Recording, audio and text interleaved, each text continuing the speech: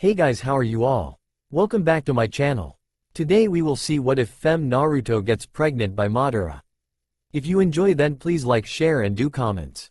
Sasake Uchiha, elite Junin of Konoha and husband of the Rokudame Hokage Naruto Uzumaki, was a man with surprisingly few regrets. Yes, his childhood had been tragic, his one-time apprenticeship with Orochimaru disastrous, and his career as an international war criminal poorly thought out, but life had worked out for him. He had a wife that he was deliriously happy with, however odd it may have been to marry the academy dead last, and 4 children that ensured the Uchiha name would live on for at least another generation. He was, if not liked, then at least respected for his skills in Konoha. His former genin teammate and sensei had forgiven him, and he had found a good drinking partner in the Kyuubi no Yoko. Even his clan's massacre had been avenged and his brother's reputation restored. So when a raid on one of Madara's former bases yielded a Mangekyo-specific time travel scroll, his first thought hadn't been to use it. No, actually, it was to wonder why Madara hadn't used it, which he easily deduced was because it would send you back 2 decades at most, and that would have been counterproductive to the elderly Uchiha's long-term plans. It hadn't been his second thought either. Or his third. Or fourth. At 32, it would have just dropped him back before his academy graduation anyway. Back when Kakashi-sensei's habits drove him crazy, fangirls chased him around school, and kissing the dobi wasn't a viable way to shut her up. Besides, he didn't have the time to go on impromptu adventures anymore. Haruka's class was throwing a play and Sasake had lost the coin flip. So understandably it was over a month before the scroll niggled his thoughts again. He had been visiting his brother's grave, the tiny, unassuming one in the Uchiha family plot, rather than the massive statue built to honor his service to the village when it came to him. Itachi had always been a fond memory at the back of his mind, but he had been popping up with increasing frequency last year.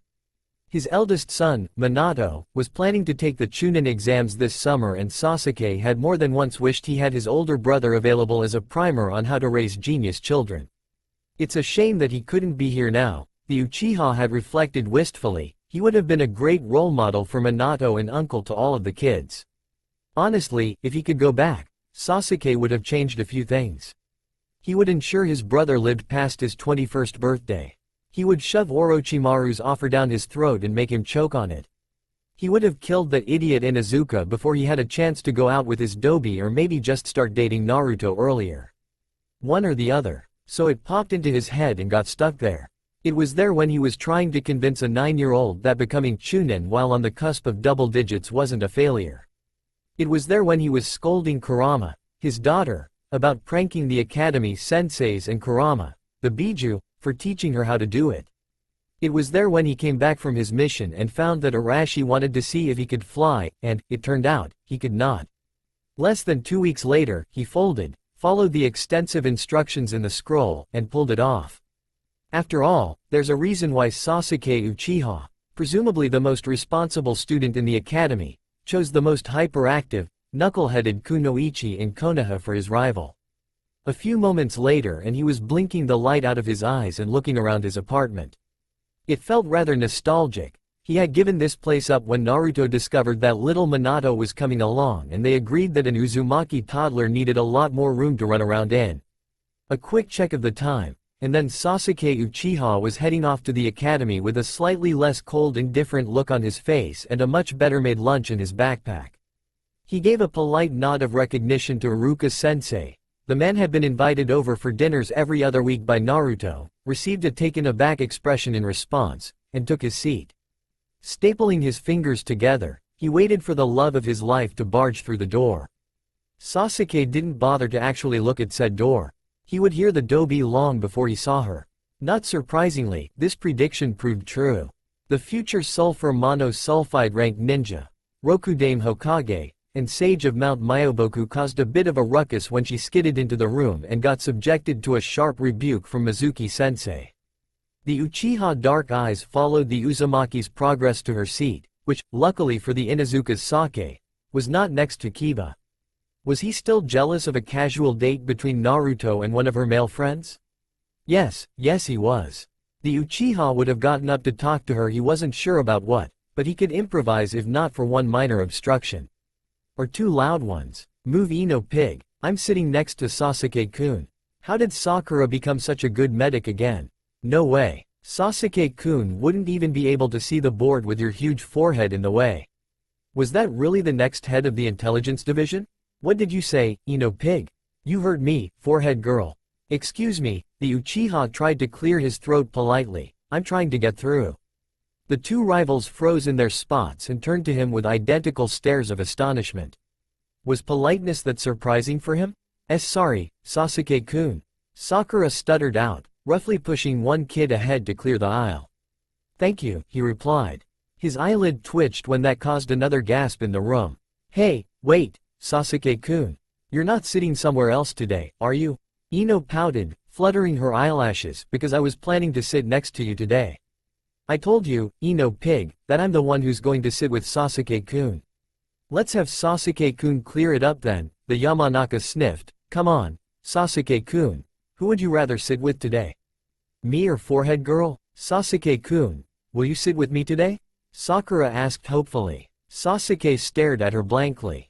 He had liked her as a teammate, eventually, and she was a cute kid, but she wasn't a bewhiskered blonde prankster.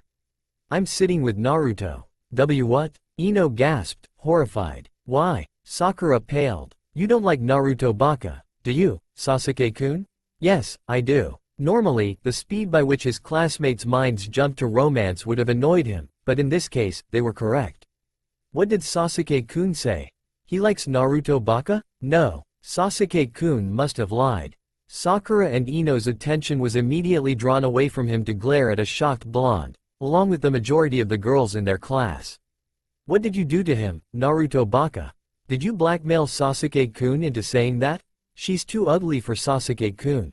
The Uzumaki rapidly paled. What? Wait, no, I didn't do anything, she denied, waving her hands in the air frantically. I don't even like the teme.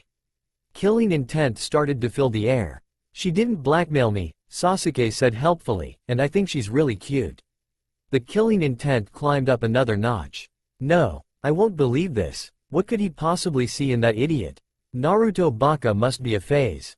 Naruto's not a phase. Sasuke looked offended. I'm going to marry her someday. The combined killing intent was approaching Chunin levels now.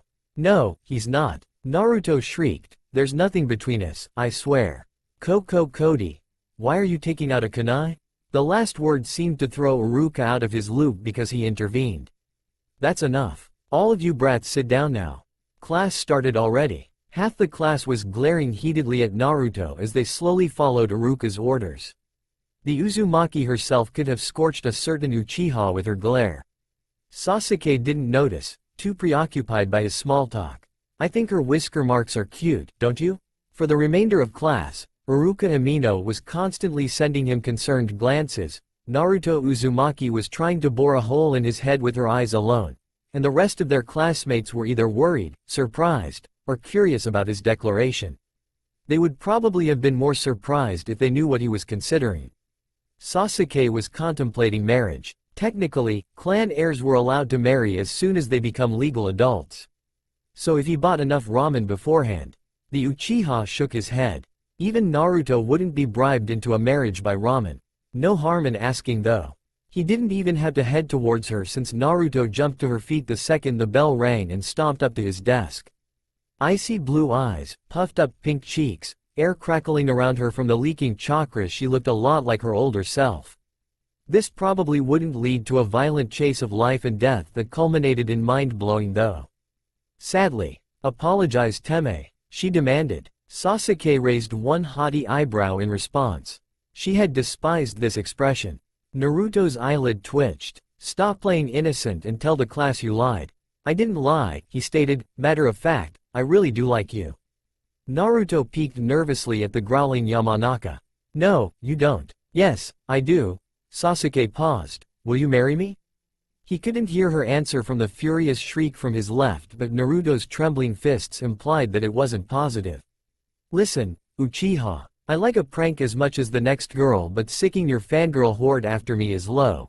The Uzumaki almost begged. Just deny it already. The Uchiha considered it. Looked like taking the direct approach wouldn't working here. Naruto didn't believe in his inexplicably timed yet perfectly genuine change of heart. Do you want to spar? It was a proven technique that had gotten them together before. Huh? Are you trying to distract me? We can set a prize for the winner. What do you want? There was an almost visible struggle between Naruto's love of sparring and her current ire with his prank. Finally, a compromise was reached. You have to admit that you lied about liking me. Okay, Sasake agreed. He had been more skilled than the blonde before and the gap was even greater now. And if I win, you have to let me pay for your ramen. Naruto appeared baffled. How is that a prize for you? It gives me great personal satisfaction to see to your physical needs, Sasake replied with a straight face. The blonde studied him, apparently convinced that he was mocking her but unsure as to how, before scowling and heading outside.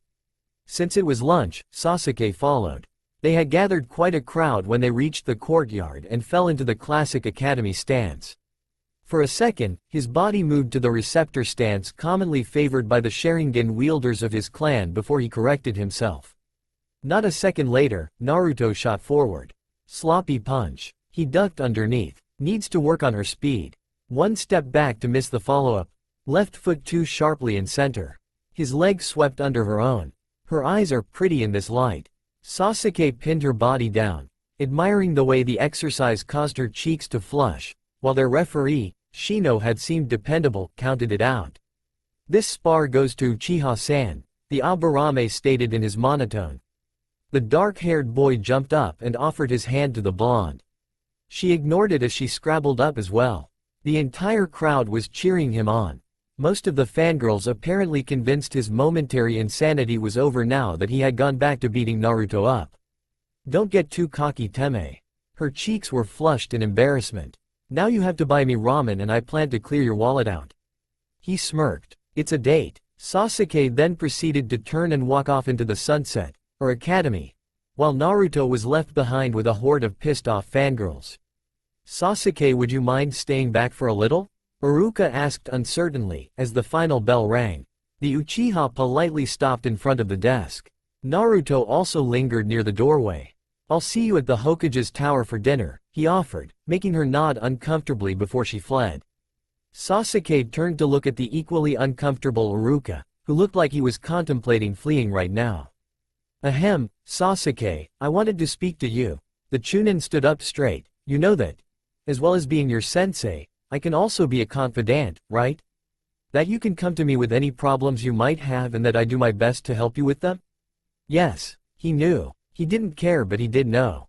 So is there anything you would like to talk to me about? Aruka prodded. Sasake nodded. Will you be my groomsman? Aruka's eyes bugged out. I'm sorry? My groomsman, the dark-haired boy clarified, for when Naruto and I get married. His brother would make a good best man and Kakashi could be another groomsman. Since Gaara and Naruto were so close, he should probably make the Kasuke a groomsman too.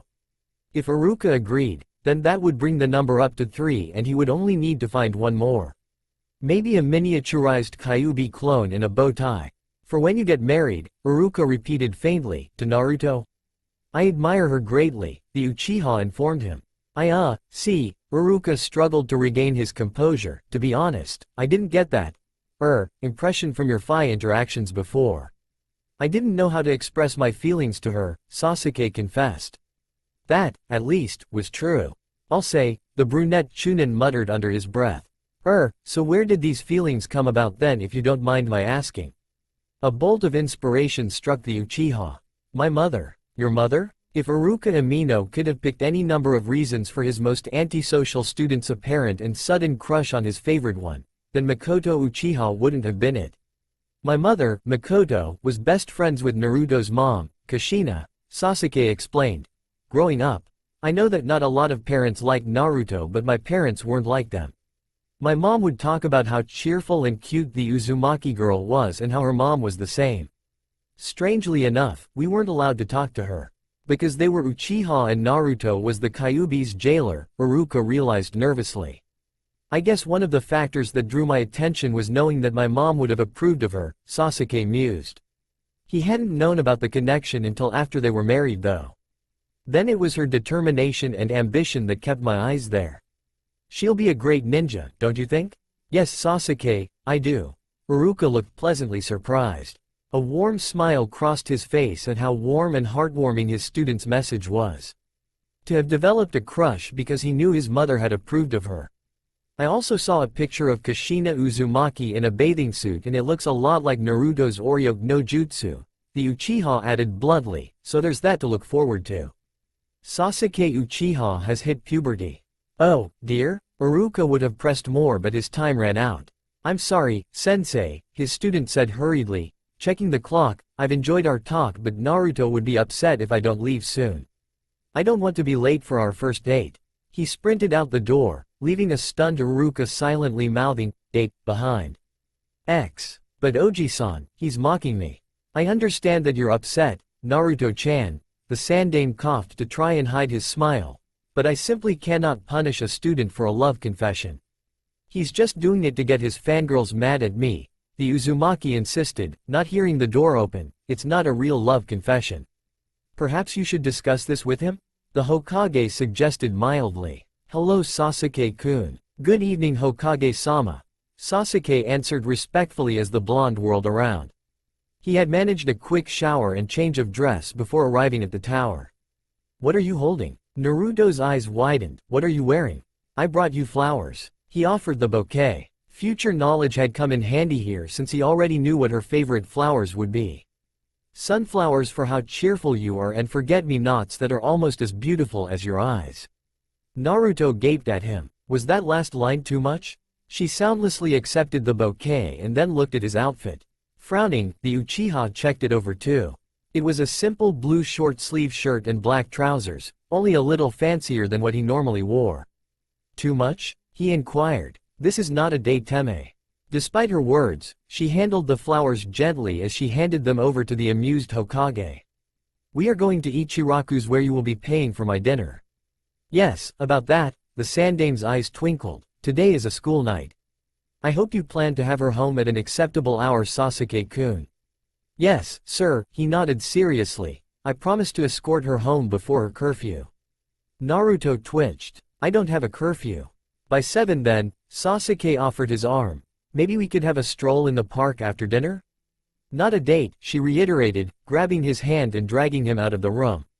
Sasuke smiled internally as the blonde manhandled him to the ramen stand. This was actually rather fun.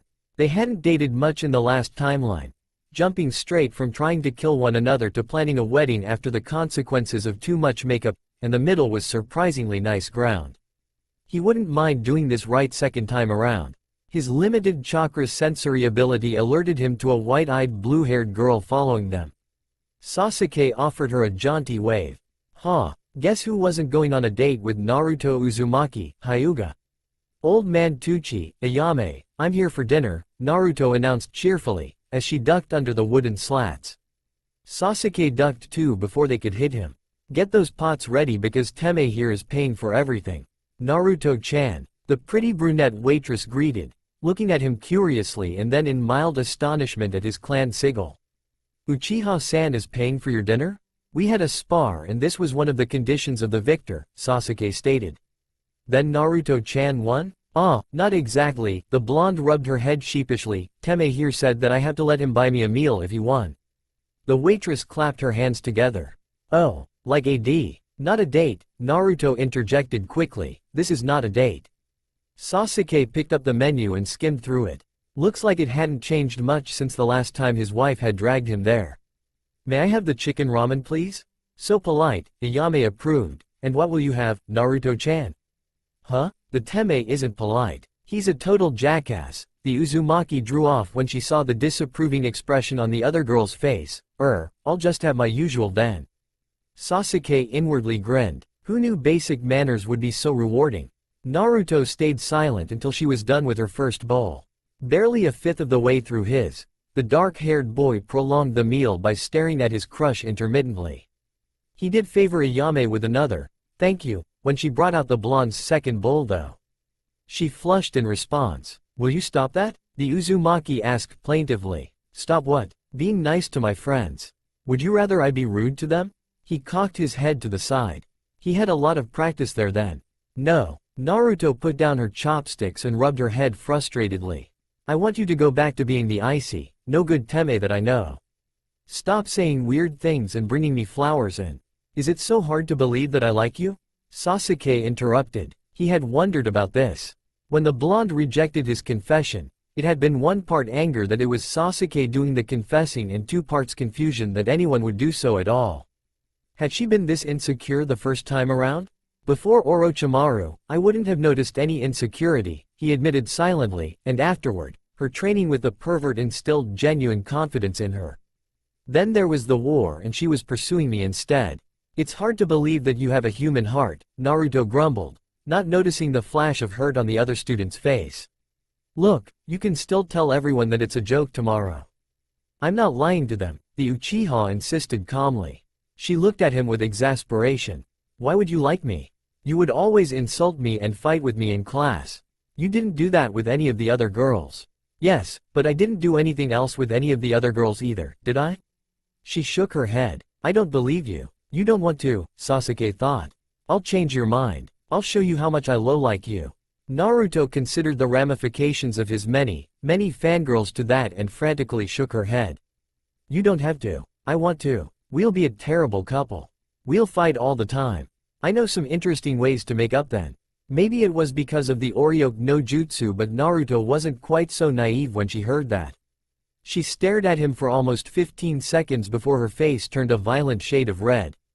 Ayuteme. Jumping off the stool, Naruto Uzumaki attained another accomplishment that Sasake Uchiha had never thought her capable of. She abandoned a bowl of ramen her second one even to run out of the stall. Withholding a sigh, Sasake took out his wallet and counted out the bills. Thank you for the meal, Ayame-san. He handed her the correct amount and a generous tip. Sasake wanted to build a good relationship now since they were likely to spend a great deal of time at the Ichiraku establishment. Naruto didn't feel well enough to finish though. I can see that, she said sympathetically, looking at him with knowing eyes. Uchiha-san, if I may speak out of turn here? He gestured for her to continue. Naruto's a sweet girl. She doesn't know how to handle kindness sometimes, but that doesn't mean she's not truly grateful for it. Thank you, Ayame-san. And I think you two would make a very cute couple. The next 3 days of Sasake's crusade didn't yield many results. On the first day, he walked to class with a handful of wildflowers to gift to her. She promptly threw them in the trash and proceeded to be nearly late afterward, so he wouldn't get the opportunity again. On the second day, he sabotaged her lunch and then offered to share his extra-large one with her. She declared that she would rather go hungry and then snuck off campus to eat at Ichiraku. On the third day, he passed her a whirlpool-inspired poem found in his mother's trunk. She sent back a reply stating that she didn't have red hair or violet eyes, but at least he got her last name right. Sasake double-checked the poem and saw that it was addressed to one Kushina Uzumaki. Damn it. Then, after a long day of rejections, he would go through his clan's archives and try to find potential cures for Itachi's Mangekyo Sharingan. There wasn't much success there either, which is why he was so irritated when Kiba got his attention the next day. So the Uchihas got a crush on Naruto Baka? Kiba smirked, and she keeps rejecting you. How does it feel to have the sandal on the other foot? Sasake didn't take much offense to this, knowing that the Inuzuka was annoyed by how almost every girl in class fell over themselves to get his attention. He was irritated by something else though. Do you consider Naruto Uzumaki to be attractive? Sasake demanded. Huh? Kiba looked bemused. I guess she's sort of cute. Sasake unleashed some of his killing intent. Since it was powered solely through yin energy and he had many negative life experiences to draw on. Oh, do you like her then? Kiba froze still in terror. Shino's body emitted a low buzzing sound. Choji shivered. Unlike the others, a pallid Shikamaru could still move. He leaned forward and met him with wary eyes. She's not his type. She better not be, the Uchiha replied coldly, withdrawing his ki. To his satisfaction, the Inuzuka took a seat at the other end of the classroom from the blonde from then on. He felt a little guilty when Naruto seemed to realize this though and, not aware of the reasoning, looked hurt by the rejection. To distract her, Sasake proposed another date and got a book thrown at him. She didn't look sad anymore though. At least Kiba Inuzuka now knew that she was off limits, which was the one good thing accomplished today. Sasake wasn't aware that he'd accidentally stabbed his own foot by showing every other boy that Naruto Uzumaki was someone worth fighting over. The day only got better when chakra control lessons came around. Very good Sasake, Aruka praised, favoring him with a smile for the dozen leaves pasted on his hands. This is the last lesson for today, and since you've already mastered the technique, you can go home early. Hi Aruka-sensei, the Uchiha nodded absently, ignoring him in favor of the way of the wind blew a blonde's pigtails around. Naruto made a shout of frustration as yet another leaf flew off of her head. Actually, maybe I should volunteer to help some of the other students. Oh, the Chunin's eyes followed his own and he looked amused. Well, Choji could use some help. Shikamaru's available. Sasake promptly got up and moved to the other end of the courtyard where the Uzumaki sat. Hey Dobi. Aruka-sensei says I'm supposed to help you practice. She glowered at him. Are you here to make fun of me? Honesty is the best policy, the Uchiha determined. Only a little. You suck. Oddly enough, that admission drew a small smile. Encouraged, Sasake continued. You're using too much chakra for those leaves. I can't use any less than I do now, Naruto admitted reluctantly. Then we'll try an area that's hard to channel chakra to. Will you take your sandals off? She looked at him suspiciously. This isn't like one of your making up ideas, is it? Do you want it to be? At her unimpressed look, he added, I would never do that in public. You should never do that at all, she stressed, before following the directive. Good, now try and channel chakra to the soles of your feet. The least amount of chakra pathways are located there, so it'll be harder for you to overflow them. Her feet were soon a light bluish color, which, after some encourage, dimmed down to the faintest pale blue glow. Sasake promptly added a leaf to it before Naruto's impressively short concentration span could waver and it stuck. The radiant smile Naruto gave him was wiped off a second later when a soft expression crossed his own face.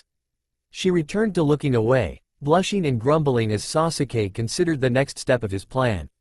Have you ever heard of the tree walking technique? As with many of Madara's troubles, both real and imagined, this woe could be traced directly to the actions of one Hashiama Senju. Specifically, it could be directed to that early morning spar in late summer, when Hashiama chose to broach the topic of his family. Since they had made a mutual, if unspoken, pact to not discuss their clans during these rendezvous, Madara was understandably surprised when he started speaking. Although, Hashiama at least had the common sense to avoid using names. I'm worried about my baby sister, the brunette began, ignoring Madara's wide-eyed glance, to frown down at the rippling water. They were relaxing by the riverbend, skipping stones, floating leaves, and casually debating the merits of disemboweling a man versus slitting his throat. There was a pause, where Madara realized that he was expected to reply. Why? She's showing signs of becoming a great beauty, Hashiama sighed, as though this was a great hardship to be born, and not, Madara rather thought, as something women useless creatures that they were took pride in.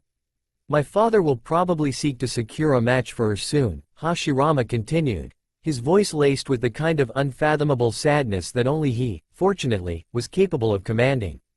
It was irritating enough on him, and Madara shuddered to think about how awful it would be if others could utilize its power.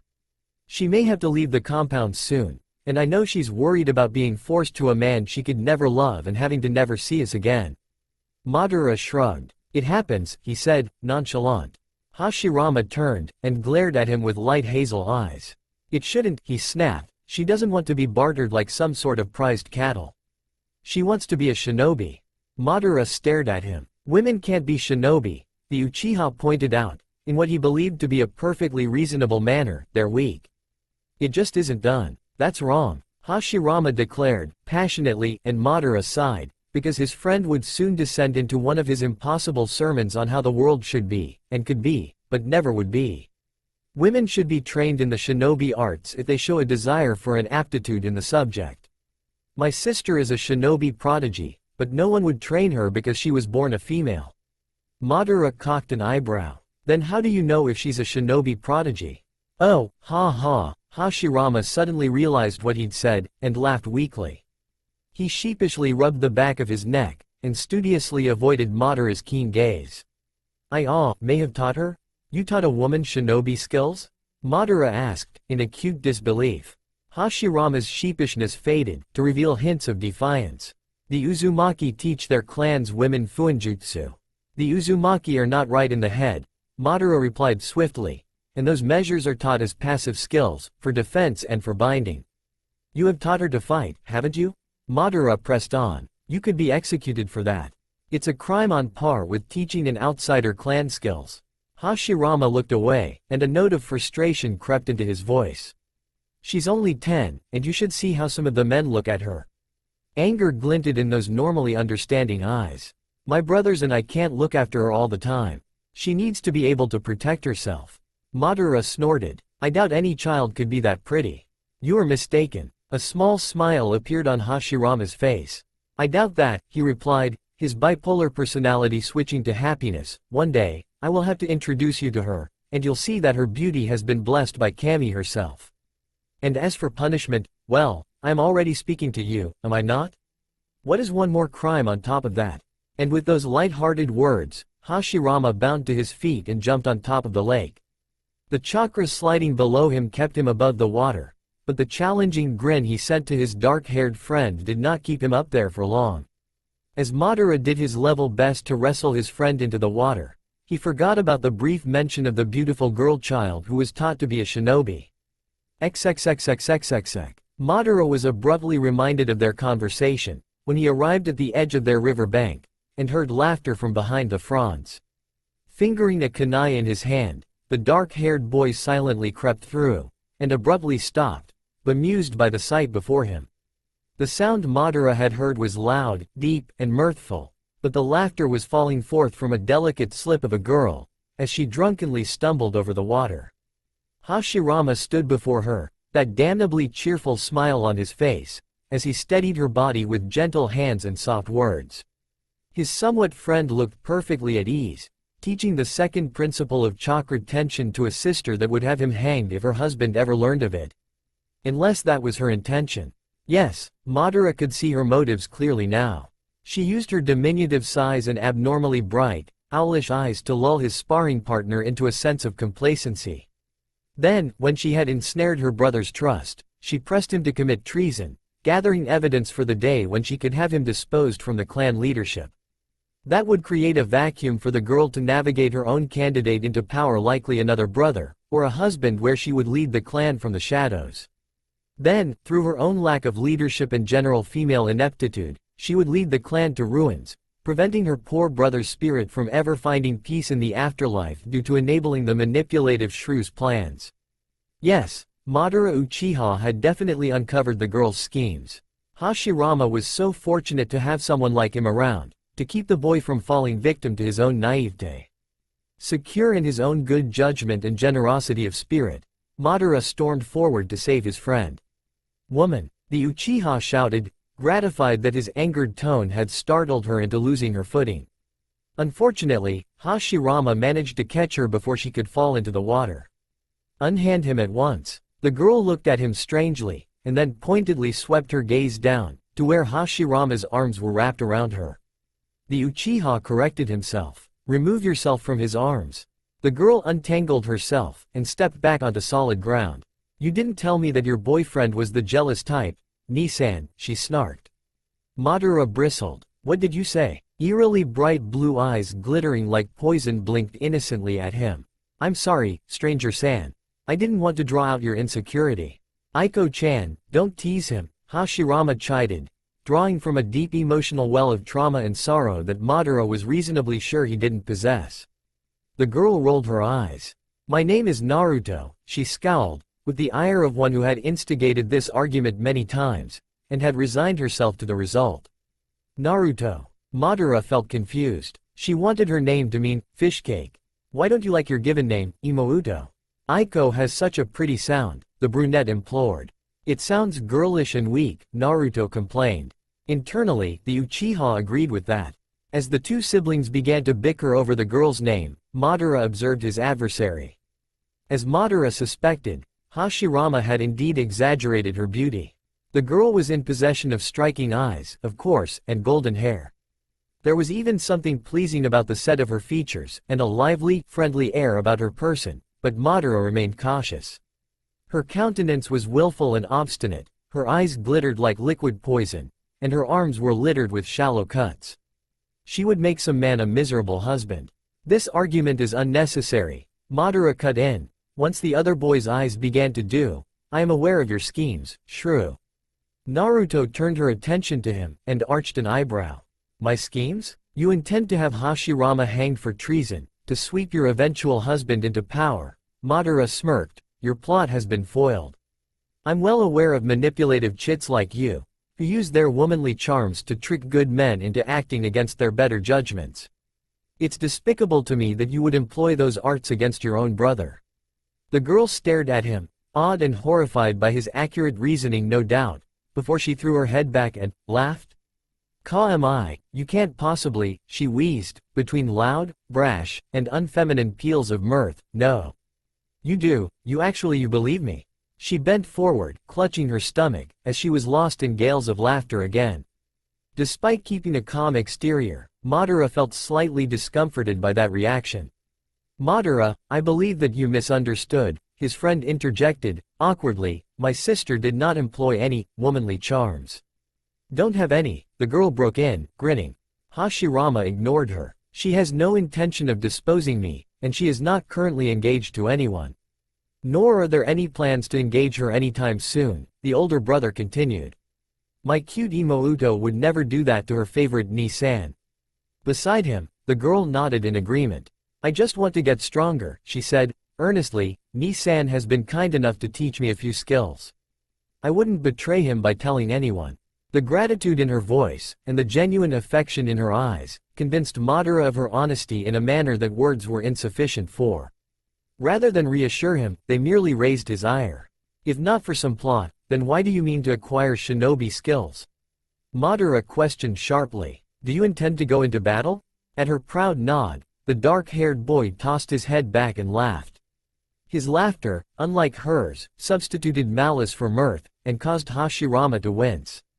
You're far too weak for the blood and gore of battle, girl, the boy sneered. You would be killed. You have no idea what I'm capable of. Naruto snarled, I can fight just as well as any man, and better than most. I'm not going to stay behind, when my brothers run headfirst into danger. Nevertheless, you must leave, Madara insisted crisply, considering the matter resolved. Women should not be outside the safety of their compound's walls.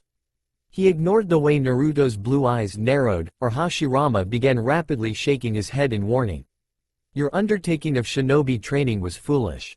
A woman's place is in the kitchen, not the battlefield. He never even saw the punch coming. XXXXXX. Iniki, where did you get that bruise? Izuna asked, worriedly. The younger boy unveiled a container of pale green paste, and made to dab at the purplish skin. His older brother jerked away from the touch, but after seeing Izuna's hurt expression, reluctantly sat down before him. Sparring practice, Madara grunted. Knowing that his older brother's pride would prevent him from revealing any details about the matter, Izuna nodded. As he applied the healing paste though, the younger boy couldn't help but ponder the words. Had Madara been fighting the war veterans again? He must have, for none of the warriors of their own generation could stand against him. Iniki is so brave to challenge those men, Izuna thought glowingly. Next time, I'm setting those pretty locks of hers on fire, Madara thought darkly. Over a fortnight passed before Madara entered the clearing to find only the younger sibling training. For all that his friend's recklessness and soft heart barred him from being the ideal shinobi, Hashirama was the paragon of protective older brothers. However, after weeks of Madara's attempts on his younger sister's life, the boy could be assured of Naruto's virtue in the other male's presence. Unfortunately, he could be just as assured of her physical safety, after seeing her slam the older boy into the ground countless times through Madara's impromptu assassination attempts. Despite the temporary setbacks that Madara suffered, the dark-haired boy had not considered his attempts to be lacking fruit. He had gathered a great deal of useful information from them, including the fact that Naruto had inhuman stamina, speed, and healing, but below average reaction time and strength. And while she was in possession of monstrous chakra reserves that were entirely wasted in her feminine body, her chakra control was shot to hell on a good day. Hashirama was also adamant that he would not teach her a single jutsu until she had mastered water walking. Which was why, he was unsurprised to find the blonde training today, waddling like a lame duck over the surface of the river. Naruto turned a wary glare on him, but didn't make any move to engage him in conversation once he merely leaned against the tree. Madara supposed that the younger girl was still holding a grudge over having half of her long, blonde locks burned off. He didn't know why. The shoulder-length hairstyle didn't give any opponents a convenient grapple hold, and besides, wasn't she supposed to be afraid of marriage or something? It was certainly Hashirama's main reason to have her here, training under his attentive supervision, than in a clan compound of lustful stares and wandering hands.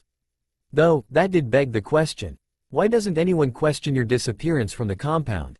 Madara demanded. They don't care to remember my existence, was the bitter reply.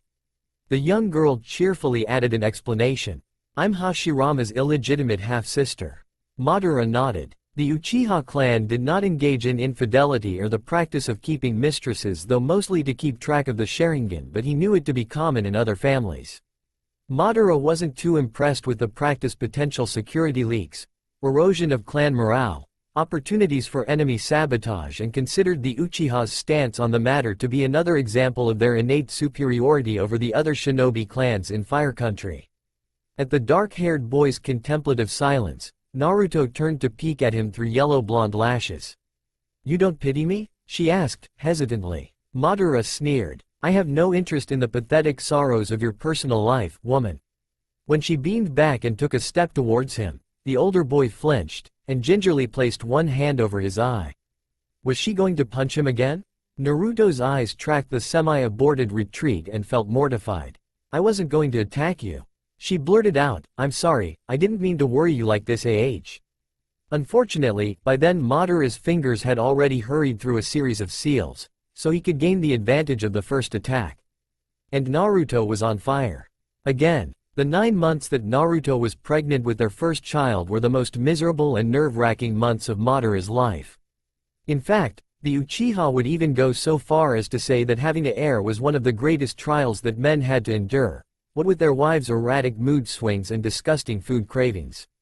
Naruto may claim that she suffered the greater indignity due to the actual process of childbirth, but Madara would beg to differ. A woman's body was specifically designed for bearing children, and they were born with a higher pain tolerance as well, so it couldn't possibly be as difficult as Naruto made it sound. Had she walked less, then perhaps her ankles wouldn't even be swollen and he wouldn't have had to massage. At this point, the Uchiha had been unceremoniously thrown out of the room by his unamused wife, and her unerring aim with sharp, metallic instruments of death. Madara scowled, performed a rude gesture in an amused Tobirama's direction. Bastard still couldn't accept that his sister was now Madara's wife, and stalked off to drink his pride away. Fortunately, he could always find a sympathetic ear in his other brother-in-law. She has no respect for the proper order of things, Madara sulked, taking another elegant, if slightly tipsy, gulp of his sake. A man's home is supposed to be his castle. Instead, she just throws me out without even a by your leave, and in front of that Senju bastard too. That Senju bastard is my little brother, Hashirama reminded the other man, and you knew that Aiko-chan was unconventional when you married her. Madara snorted. My wife's name is Naruto Uchiha. I don't know why you keep insisting on that silly birth name that she never answers to. If I do not falter in my course, then one day, she shall find the kindness and humility to accept the name our father gave her, Hashirama replied, with solemn dignity. Then he tossed back the rest of his drink, and choked down the burning liquid. Madara signaled the bartender over for another round. How is that witch of yours treating you? Madara asked, conversationally. Despite heading rapidly into drunkenness, his friend had enough presence of mind to give him a dirty look for the insult directed at his cherished Uzumaki. My beloved grows ever more beautiful each day, with our child growing in her womb, Hashirama sighed, happily. Then, the man's shoulders slumped. Her temper grows ever shorter as well. Madara nodded wisely. I told you that clan was crazy. Has she tried to skewer your manhood yet? Hashirama winced. Tobirama made an insensitive comment, and I was the closest man on hand. With his utter lack of feeling and tact, that man is never going to get married, Madara said with relish. Then he paused and added grudgingly. Though perhaps that is something to envy him for. A smile tugged at the brunette's mouth. There once was a time when I would have said that for you. Madara waved the comment away. A normal woman would not have married me. I can be trying for those of the weaker. Naruto was an outlier. Both of our wives are outliers, Hashirama added, lifting a sake cup up for a toast. To powerful, intelligent, and independent women, and their very lucky, very foolish husbands. I am not foolish, the Uchiha grumbled, but clinked his cup nonetheless. Now let us drink to a happier thought. My son handily defeating yours in a spar. I think what you mean to say is my son defeating yours, Hashirama laughed, taking another drink. Another toast, to excellent friends, fine sake, and Tobarama being the next target of a woman's ire. I'll offer 3 toasts for the last, the dark-haired man cried, tipping his glass. The two continued on for some length, exchanging ever-ridiculous toasts, until Hashirama was giggily praising the way their hair hung impeccably in battle and Madara was boasting for his excellent taste in the drawing-room curtains. By then, they had cut out the middle man, and simply ordered a bottle of sake to exchange between them. When the sake bottle was finished, they ordered a second, and finally a third. As that bottle's contents began to dwindle, and Madara started seeing a double mirage every time he blinked, he signaled the bartender over. Put it on his tab. Madara nodded to the brunette sitting next to him, softly singing Kumo's national anthem as he hugged the sake bottle to his chest. At the man's dubious look, the dark-haired Uchiha cheerfully added. Lord Hokage wanted to cover the rounds as a celebration of his firstborn child. The bartender nodded in understanding, and cleared the bottles away without a thought. The Shodan was well known for being a generous and kind-hearted man, and his happiness at the thought of soon becoming a father was obvious. Besides, why would someone as wealthy and powerful as Madara Uchiha have to lie about a simple bar tab? It wasn't like Madara was still holding a grudge over the lost political position. Sure, his wife had tossed all thoughts of violence out of his head with extreme prejudice, but he could still be allowed the occasional petty revenge. And with the baby coming along, Madara would have to be more fiscally responsible. He hadn't budgeted any money for a third replacement crib, after all. The moral dilemma of taking advantage of his intoxicated friend absolved, Madara gracefully stumbled outside of the bar. His eyes squinted at the sudden light stinging his retina, as his face molded itself into his familiar, heavy scowl. The bright sun of the land of fire did absolutely nothing for his headache. And neither, really, did his brother's exuberant shout. "Aniki," Izuna called, bounding up to the taller man with an entirely inappropriate grin on his face. A person should not wear the Uchiwa symbol, and have such a silly smile on their face at the same time. Unless, of course, it was Madara's wife, whose cheerfulness was boundless, genuine, and earned him no shortage of censure from the traditionalists in the Elder Council. As far as the Uchiha clan was concerned, there were 2 opinions to be held about Naruto Uchiha. She was either the greatest thing to ever happen to the clan in general, and Madara-sama in particular, or she was the personification of all that was absurd, evil, and senju in the world. "Aniki, you won't believe the news," Izuna shouted, clattering to a stop in front of him. Madara noted the sudden uptake in interest from the civilians around them, and his scowl deepened a notch. "Get that stupid grin off your face, Izuna." His brother ignored him, as he was wont to do. Naruto went into labor. Those 4 words Naruto went into labor were enough to instantly sober him in a manner that no injury, potion, or medical jutsu had ever done in the past. Madara was fairly confident his neck had suffered whiplash, as he jerked it directly in front of an eerily similar, though less handsome, face. "Naruto's having the baby?" Madara whispered hoarsely. He did not pale, because Uchihas did not show outward signs of apprehension, though his skin did take on a faint gray tinge. Izuna opened his mouth, presumably to correct his brother's assumption, and tell him that there was no present tense to be applied, and Naruto had already given birth to a healthy baby. Kami damned Senju. Madara swore, abandoning his brother to leap onto the building. His head was spinning, partially from the alcohol and vertigo, but mostly because his son and heir was about to come into the world, and Tobarama had taken no effort to alert him to the matter. Yes, that decided it. Damn Hashirama and Naruto alike. Madara was going to kill their brother.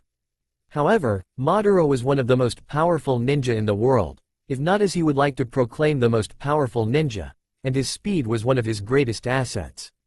He managed to cross over half the village, and get into the Uchiha clan compounds in record time. A multitude of faces turned towards the dark blur rushing towards the clan head's home, several of the more astute ninja recognizing their leader, and Madara's mind absently recorded their reactions. Many of them had frowns on their faces, which caused the powerful man's fear to rise exponentially. Why would they be unhappy on this joyous day of their clan heir's birth? Unless the birth was not going well, his Naruto was lying bloody and alone on her deathbed, his child had been stillborn. For one brief, yet eternal, moment, Madara's mind paused and fiercely hoped that Naruto would survive. He did not care about this nameless, faceless, unborn child not yet and would gladly sacrifice any number of them to keep the girl with the ridiculous yellow hair and poison blue eyes by his side.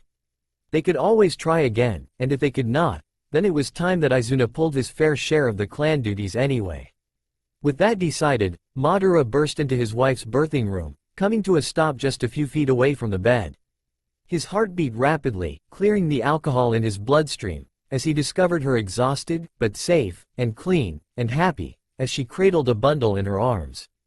Madara's Sharingan active eyes flickered over each inch of her body, cataloging the healthy flush of skin and steady heartbeat, before they rested on the determined gaze of his wife. His mind registered a midwife as well, but he disregarded the elderly woman as a concern. Naruto's chin raised in defiance. Husband. Madara's befuddled mind spun. Why did she greet him with a challenge? Wife, he replied, carefully. He walked closer to the bed, watching her tense at each of his steps. When he was standing less than an arm's length from her, Naruto tipped the bundle in his direction. Madara's breath caught at the porcelain skin under a head of downy black hair. Our daughter, Naruto told him, and he understood. For the entirety of her pregnancy, Madara had been adamant that he would have a son, an heir to impart his shinobi skills unto, to carry on his legacy, and to preserve his surname. He had not even tolerated the thought of a daughter, for what need would a man such as he fill with a daughter? But Naruto was alive, they both were alive. May I hold her? Madara closed his eyes and deactivated his Sharingan, knowing that the crimson orbs unnerved his wife. With an exhale of relief, Naruto passed the bundle over to him. He placed one hand beneath the head, and curled the impossibly small, indescribably fragile being into his body. The dark-haired shinobi traced the child's face with a finger. His pointed chin and slanted brow, so easily furrowed into an expression of derision or intimidation. Naruto's cupid bow lips, often upturned in a smile, and the button nose, that twitched seconds before she sneezed. The child opened her eyes, and Madara felt his throat tighten. Wide ash-black eyes that were a perfect mimicry of his own. She's beautiful, Madara declared softly, looking up with a genuinely grateful expression on his face. Thank you. Naruto's lips spread upward in a pleased smile. We'll have more, she assured, maybe we'll have a son next time. Her husband raised a hand. Let us discuss this tomorrow, the Uchiha head decreed, this day belongs to the little one. We shall have to name her first.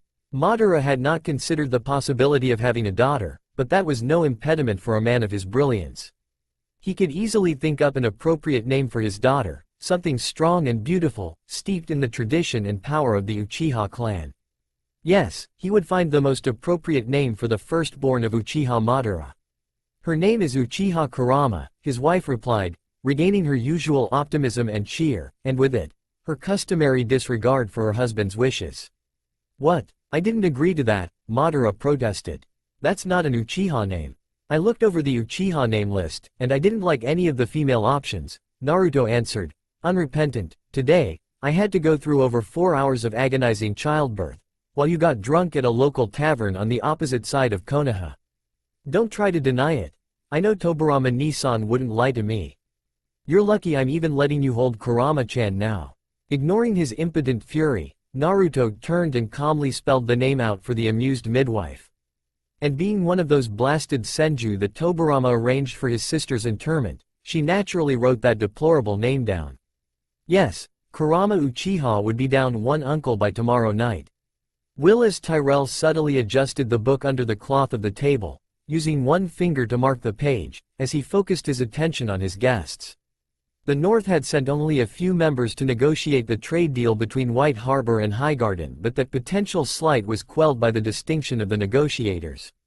House Manderley had sent their spare heir, Wyman, House Hornwood, their heir, Doran, and his future good brother Torin Karstark, and House Stark, their Lord Eddard, along with assorted guardsmen. All of these noblemen were accepted to the Tyrell's hearth with little fuss, but his father could have burst a vein at the sight of Lord Stark's companion. Standing beside her father, blue-violet eyes alit in wonder, was the infamous, base-born proof of Lord Stark's dishonor. Willis had heard rumors that the warden kept his daughter close at hand, raising her beside her true-born siblings and spurring any offers of fostering from his allies, and it seemed that they were true. Liara Stark was an uncommonly beautiful young woman of 4 and 10. Her features were strongly reminiscent of her Stark heritage, but for little details in the button nose and generous full mouth that hinted towards her possible relation to Lady Ashara Dane. If that were the case, then she would be born of 2 old houses, even if the circumstances of her birth would prove a deterrent to any future alliances. The girl must have felt his pensive look, for her eyes drew up, a wry quirk of her lips at his startlement, before she focused on her father. Lord Stark was staring at Mace Tyrell with an impassive look on his face, as the man blustered on about unexpected guests and that his daughter would have nothing to do during negotiations. The man hadn't quite succumbed to use the word bastard yet, but he was certainly heading there as he huffed about how Marjorie was too busy to host anyone presently and surely Lord Stark would like to return the young lady to her siblings? I would prefer to keep my daughter here, thank you, Lord Stark said dryly, after dismissing Mace's offers of an escort home. Liara is perfectly self-sufficient when she wants to be. May I have your indulgence to use the Tyrell Armory and stables during my stay? We offer it to you gladly, Lord Stark, but I doubt any of our available blades will match the Valyrian steel in your hand, Lady Allery interjected. Your guardsmen may have more use for it. Thank you, Lady Tyrell. My daughter will likely use the facilities in my stead. Of course, his mother said gracefully, as though ladies naturally had need of the armory. You might as well sit down then, Lady Olenna ordered. I offer you and your party bread and salt in our home, Lord Stark. From now till the next fortnight when our business is concluded, we humbly accept your hospitality. The party of northerners, sans their guards, walked up the small dais separating the main table from the remainder of the hall, as Lord Mace directed them to their seats. Willis could see that his father was still unhappy with hosting a bastard, as he placed Lady Liara beside his least favored child, the crippled heir. I know he's upset, but there's no need to punish me as well. Willis gave his book one last mournful glance his grandmother oft allowed him to read discreetly under the table before placing it away. Drawing on his memory of a lady's preferred pleasantries, the dark-haired man turned to his guest and readied himself for a trade of banality. Lord Willis Tyrell, heir of Highgarden, he stated, one hand out to accept her hand for a brief kiss. There was another quirk of her lips and then he was somehow receiving a handshake instead. A pleasure to meet you, my lady. Liara Snow and I am no lady, my lord. She had a melodic voice that spoke more confidently than he was accustomed to in the Reach. You need not pretend courtesy for my sake. Perhaps for my own then? Your lord father would be offended if his daughter is treated poorly, even one that was not trueborn. Willis reflected on his words and then flushed slightly, as he realized how plain-spoken he had been. If you were to take offense for every slight offered to me, then there would be no one for him to deal with, Liara countered. He will appreciate your consideration however. Willis' brow furrowed. Forgive me, my former words. I meant nothing by them. Lord Eddard would care for any daughter to be insulted. As compared to Lord Mace, who personally insults his son. He makes his heir speak to a bastard. His cripple, my lady, Willis corrected, smiling faintly.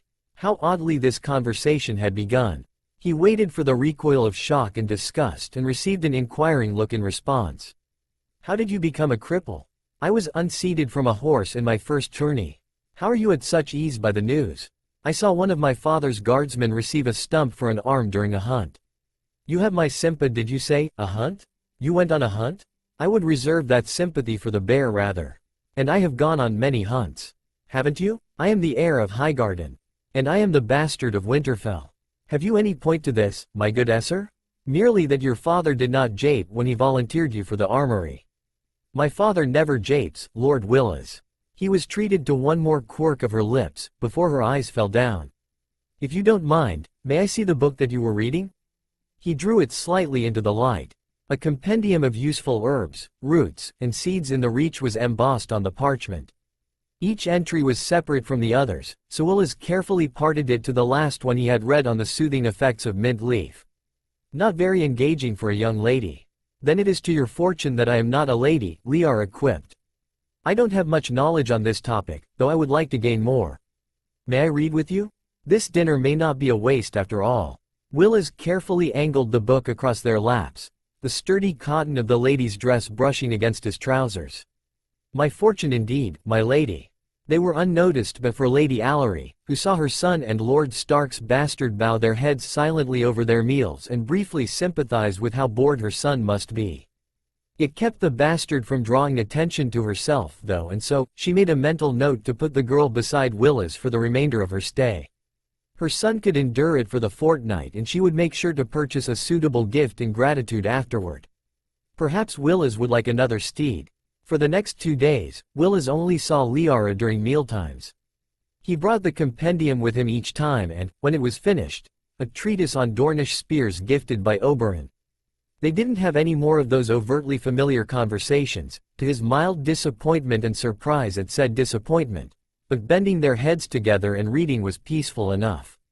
Often they were left alone, as Garland was at his keep, Loras in King's Landing, and Marjorie at his grandmother's side. The first time he saw her outside of meals was as he was walking outside. Willis had drifted close to the practice yard, and while the sight of men bashing each other with blunted swords was common, he didn't expect a slim girl amongst them. Dark hair braided into a sensible play, arms crossed and full lips pursed. She was stared down one of the taller men. Willis walked closer. There was a handy tree that he could lean by. You think kicking a man when he's down is sporting then, do you? Liara demanded. The man in question, Willis supposed, must have been the Tarly heir. Samwell had fallen to the ground, a bloom of purple already present on his jaw and forehead, and left arm, in the same shape as the wooden blade in his hand. By the warrior's name, who had let that boy hold a practice sword? I don't see a man there, my lady, the soldier sneered. Looks more like a craven fat ass, instead. The soldiers sniggered. Samwell whimpered. Liara narrowed her eyes further and looked rather like her lord father. Then her expression cleared and she offered a tight smile to the men. She tapped the wooden sword thoughtfully against her thigh. I cannot allow this insult to my friend Stand. I demand a duel for his honor. Should I win, you shall all apologize to him. A duel? The man snorted. You jape, my lady. I am a Stark. I would never jape about honor. The girl turned and helped or rather forcefully dragged the pale Samwell up. Do you agree to my condition? All due respect, but I don't fight little girls, the man refused. I don't know, Kane, a woman seems right about the opponent for your skill. There was heckling. Careful there, boys. This one's lord wouldn't be pleased to see his daughter threshed. Aye, and it would be a shame to ruin such a pretty face, another one chuckled. Liara looked unimpressed. You may defend yourself, sirs. Then, in a movement so fast that Willis almost missed it, her practice sword slashed upwards to hit under the man's chin. The soldier toppled back, the hilt of her sword connecting with his chest, before she spun, quick-footed and sure, to the next man. She ducked under his blow, jabbing the sword once, twice against his ribs, hooking one foot under his and pulling. Liara almost danced back, swerving to avoid the third man, hopping on the first's chest to prevent him from standing back up and using it to jump forward again. Her sword made a horizontal slash, overbalanced, and then her fist was there, where she ducked again. There were 3 men around her, but the girl's stature and speed worked to her advantage, as her sword arm flitted between the 3. She's barely using the blade. Willis watched in silent fascination as Liara unbalanced, dodged, and feinted her way into the men's reach, the close enclosure preventing them from making broad strikes. They had the added disadvantage of trying not to hit each other, especially since this was an opponent that would cheerfully shove them into each other. And yes, there was indeed a wide smile on the girl's face. It was a strategy that was clever more than strong, daring more than skilled, and unlikely to fare half as well had her opponents been wearing armor. It wouldn't last for much longer either. These were trained soldiers of Highgarden, and while her unusual fighting style may have unnerved them at first, one had stepped forward to engage her while the other 2 regained their bearings. They moved around to surround her, leaving enough space for each to make a strike of their own, and Willis judged that it wouldn't last much longer. Even now, Liara's cheeks were warming to a charming pink hue from the exercise. Turned out that Willis was wrong. Leave her alone. With a war cry that sounded more like a sob, Samuel Tarly stood behind one soldier with a massive leather shield in his hand. Go away. The shield came down with a more than impressive clang. Willis winced. That would be a headache to remember, certainly, and one soldier was out of commission. The other had his attention drawn out and Liara darted forward, wrist flicking Shirley to unarm him. She moved to face the last man, but he had also moved, this time behind Samuel. He held his sword to the boy's neck, as tears fell down the craven heir's face. Hold your sword down, my lady, the soldier commanded. The sneer in his voice had left the title. I hold your friend hostage. Liara raised a brow, lowered her blade, and skipped over to the closest fallen man. She gently placed her foot against the groaning man's neck and pointedly raised an eyebrow. Fair enough. The man released the Tarly heir. Call this one a tie then? And I had hoped to win an apology for my friend too, Liara sighed, stepping back. Thank you for the impromptu spar, sir. Nay, Tarly's proven not to be entirely craven, my lady. I will apologize. As the smiling Snow and stupefied Tarly helped the other men back up, Willis straightened from his tree. Then he turned and made his way back to the castle. This diversion was interesting enough, but he had other work to accomplish. Randall Tarly furrowed his brow as he read the letter in front of him.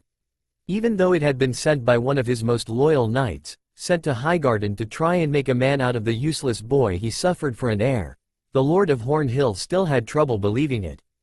Jammin was not in the practice of lying, but surely there must be another Samuel that gave a trained soldier a concussion in defense of a maiden's honor? The tales around the barracks could be exaggerated, but so far as to claim his son had faced 3 men without sword or armor?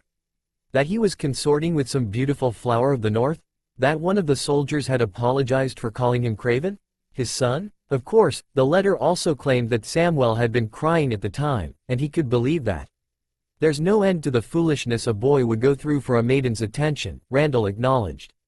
To think that he had spent so much time arranging tutors and lessons for the boy when all he needed was a pretty face to give him some spine. Still, progress was progress, and Randall was more than eager to continue the progress. He drew out a fresh piece of parchment and started penning his reply. Randall wanted more information on the girl and her family before he proceeded further. They said she was from the north. Perhaps his eldest should be fostered there. Even if it was the domain of the usurper's attack dog, the harsh winds and stringent instruction might result in an heir that he wasn't entirely disappointed by. The treatise on Dorish spears had been finished quickly, with Liara appreciating the subject matter rather more than him. There had been a subsection on how it was common to coat one's blade with a weak poison or paralytic that had made the girl's eyes gleam. There was something about the light in those blue-violet orbs that Willis had found charming, even as he made a mental note to never offend a Stark ever. If this lust for battle was present in one of their maidens, then he shuddered to think how the men of the family would turn out.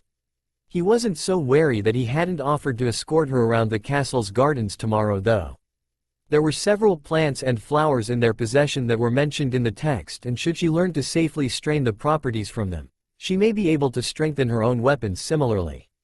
He received a surprisingly shy smile in response, one that had him return the gesture before lunch ended and she escaped to teaching Samuel how to properly wield a sword.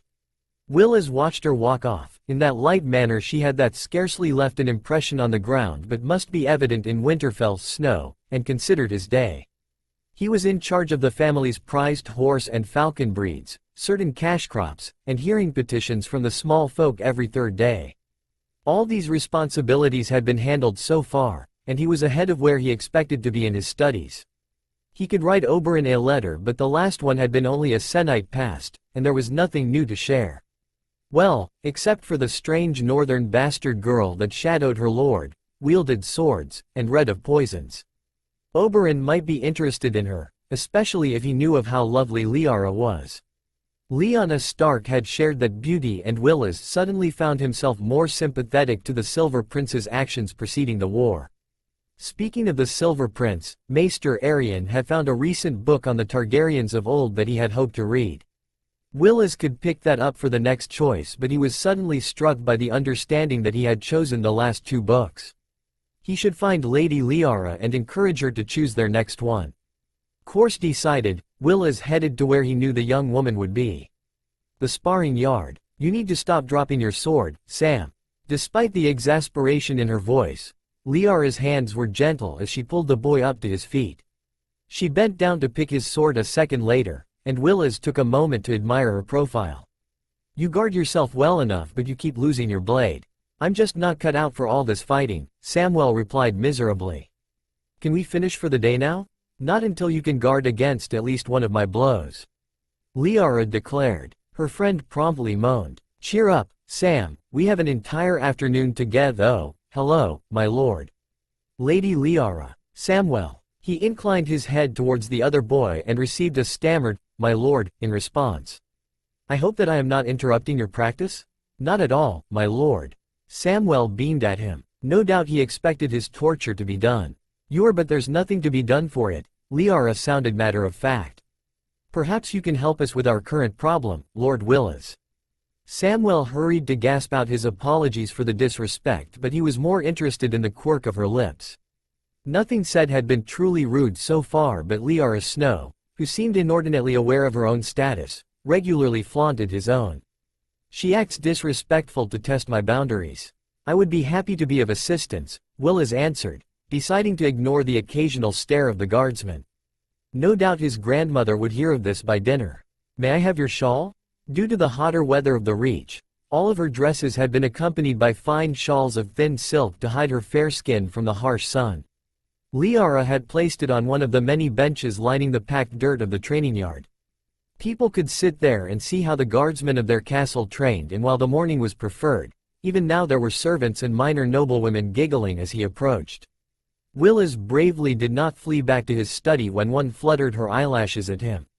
He quickly retrieved the shawl and then recalled the knots his Aunt Mina, who had married into the Redwin family and thus learned a little of seafaring, had taught him. Cousin Oris knots were far more secure, but these were useful enough to attach the blade to Samuel's arms. Liara's smile had made its reappearance as Samuel was pushed back towards her. Samuel has proven that he could summon some courage when necessary. Willis was aware of the anticipation and eagerness that rose in him, as he gestured for some men to come closer. The craven boy's paling expression suggested that his mind, at least, would be no one's disappointment. I have a theory that I would like to test. Well, I should not be the one to hold you back, my lord. A second later, and she had jumped left right behind Samuel. The men followed, Samuel shrieked, and then two swords were suddenly trying to beat back the melee attacking them. The boy, rather larger and stronger than his more skilled companion, proved adept at barely hitting anyone but putting down the rare two that he did hit. The lightfoot Liara proved even better at dancing around her opponents, pushing them towards Samuel's sword and ducking behind her companion when they tried to pen her in. The two managed a respectable 7 minutes before the maiden was unarmed and Samuel forced to surrender. Once the blades had fallen, Liara took a moment to catch her breath, the cheeks the same fetching color as before grinning brightly. Sam, you did it. I did? Samuel repeated, looking shocked at the man in front of him. He was a fresh recruit of 6 and 10, but he had definitely been brought to the ground by the craven boy. That was me? Yes, you defeated 2 men yourself. Liara hugged him tightly. She jumped back a second later, as though remembering the more stringent propriety of the reach, and Willis was rather glad for it. He could already hear the light twittering of the women behind them. I knew there was a fighter in you. Wait until my father hears. Samuel brightened up, and then immediately wilted. He'll yell at me for telling tall tales, I'm sure. I don't think you'll need to tell him. Liara lowered her voice and Willis had to strain to listen to them. A few of the guardsmen here have your family's sigil.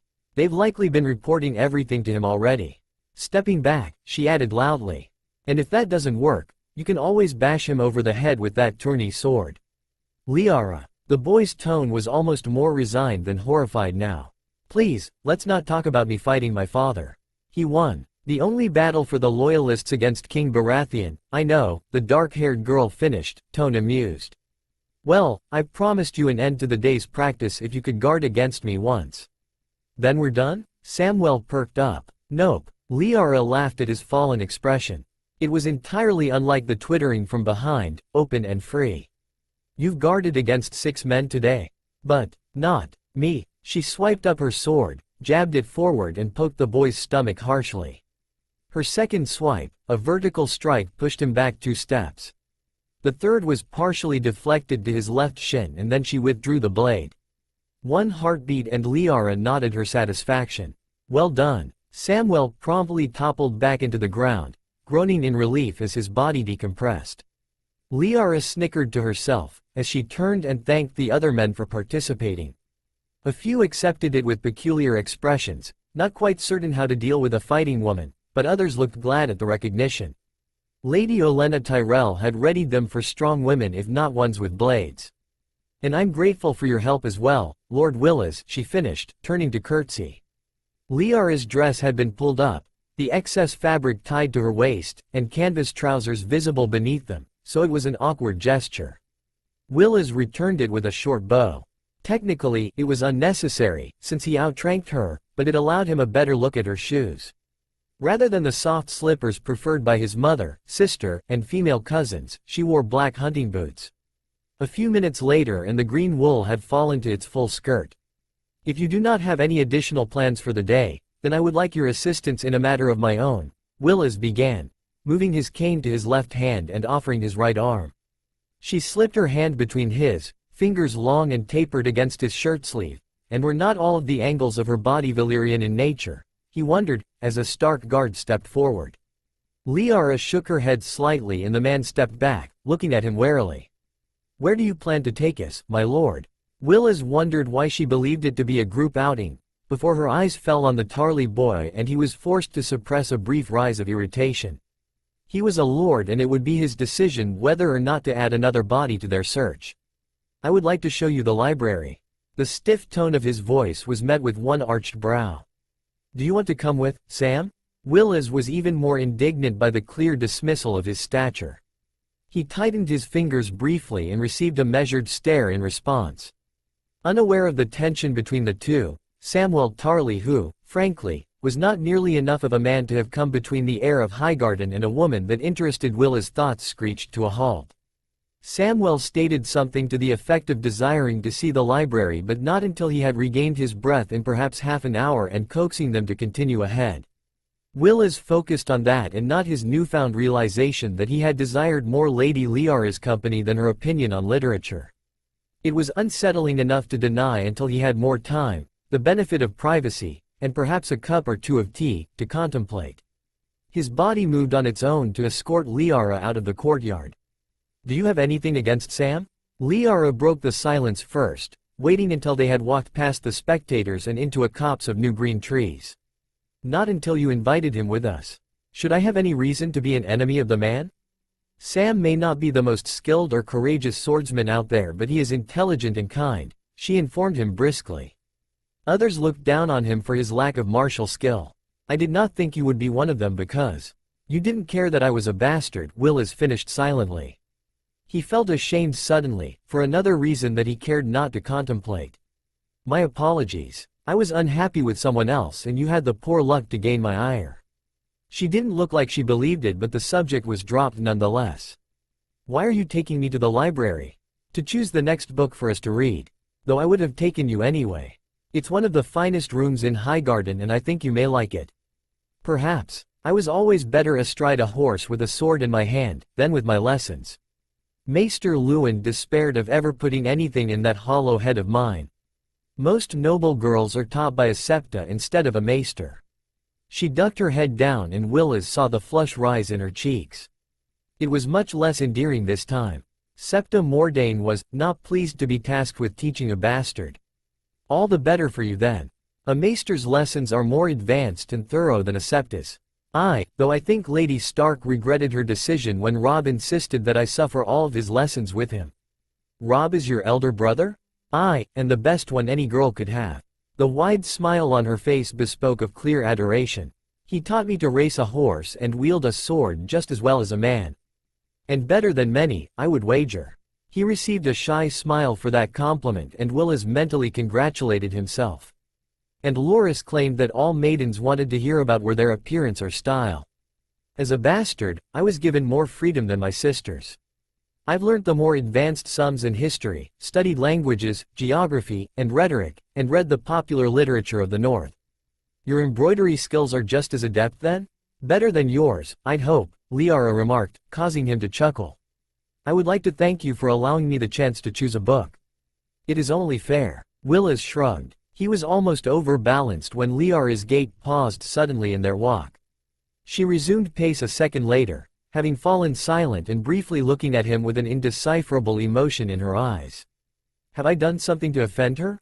The heir to Highgarden was not unpleased as they walked down one corridor of the castle to embark on the steps upward. The library took half the wing of the third floor and the path towards it was downright lavish in displaying the Tyrell wealth and power. Liara had fallen silent again, but her eyes were flitting everywhere, taking in all of the gilded details, painstakingly accurate portraits, and vases of fresh flowers with an innocent wonder. Willis felt inordinately proud of her reaction to his family's history and power now.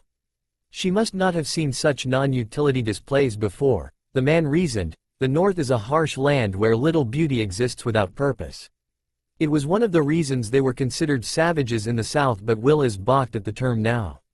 Lady Liara was wild and fierce, especially compared to the women that he knew, but she was no uncultured barbarian. Her mind was as quick as her sword and her kindness brighter than many. Willis paused her before the door. Will you indulge me by closing your eyes? He received a curious glance, but Liara obediently did so. Not bothering to hide the smile present, Willis escorted her inside and moved further inwards to one of the best spots in the massive room.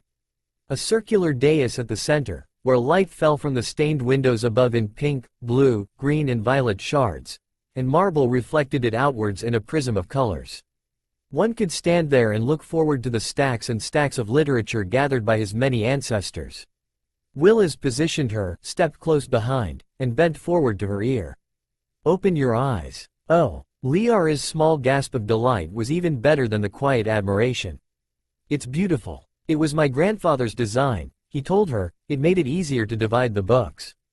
The room is divided by the 12 hours of the clock. And in the hour of the wolf? Liara asked him. Westerosi history and folklore, Willis answered immediately. It was one of his favorite hours, but he had hoped that she would choose a different one. Like the hour of the nightingale for his own family, though he doubted the biological sciences were of great interest to her. I would like to look there first.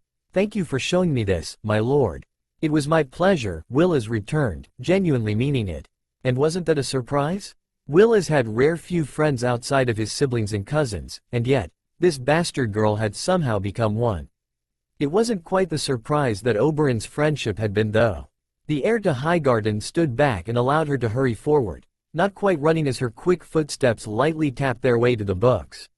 He was unaware of the small smile visible on his face or how he continued to stare, even when that dark braid flitted around the corner. A delicate cough drew his attention out. Marjorie's golden brown eyes were sad. Hello, brother. I was looking for a new book on the Free City's etiquette. Would you mind helping me look? Marjorie Tyrell made her move at breakfast. In a swish of skirts and a raised head, she confidently marched into the battlefield, gracefully sat beside her opponent, and shot her opening volley. Lady Liara, I hope that your rest was well? Those striking blue-violet eyes, and that was one point in her favor, looked at her in surprise. Her features held their start element for a few seconds. 1 point down for the Lady Tyrell must show everything whilst revealing nothing, and then fell into the typical stark impassiveness.